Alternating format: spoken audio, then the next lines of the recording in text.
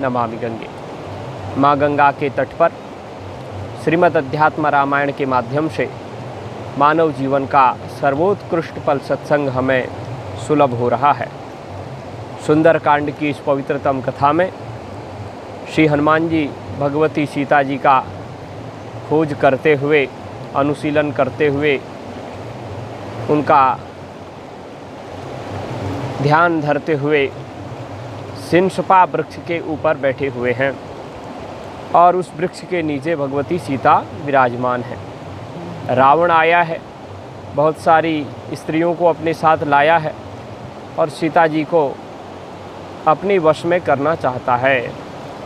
अध्यात्म रामायण के प्रणेता महर्षि वेदव्यास जी इसमें लिख रहे थे कि रावण ने स्वप्न देखा और स्वप्न में देख करके उसने विचार किया कि वानर आया है तो मैं ज़रूर सीता जी को चिढ़ाऊँगा, सीता जी को अपशब्द बोलूँगा जिससे वो वानर सुनेगा और वानर सुनेगा तो निश्चित रूप से राम जी से कहेगा और राम जी को क्रोध आएगा तो बहुत जल्दी लंका में आएंगे, फिर मेरे साथ युद्ध करके मेरा उद्धार करेंगे। ऐसी पवित्र विचार और इस प्रकार का अपने कल्याण का भाव रावण के हृदय में अध्यात्म रामायण में वर्णित है।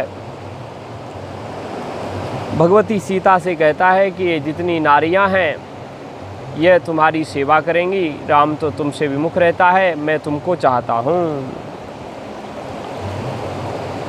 और जब ऐसा रावण ने कहा तो रावण के वचन को सुन करके भगवती सीता जी ने अत्यंत क्रोध के साथ कहा।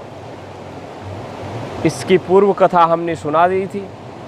यहाँ कहते हैं सीता जी ने क्रोध तो किया लेकिन अपना मुख ऊपर नहीं किया। उवाचाधो मुखी भूत्वा निधाय तृणमंतरे।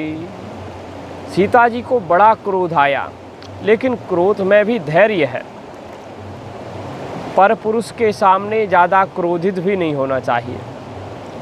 उन्होंने क्रोधित होते हुए भी अपने मुख को नीचे रखा और एक पृथ्वी से एक तिनका उठाया और उस तृण को जो है अपने सामने रावण और अपने बीच में रख लिया। और उसके बाद वो कहने लगी, अरे दुष्ट रावण, तो अपनी डींग हाँक रहा है मेरे सामने। राघव से तू डरता है। राघवाद बिभ्यता नूनम भिक्षु रूपम त्वया धृतम रहते राघवाभ्याम त्वम सुनीव हरिध्वरे। अरे तू कायर है,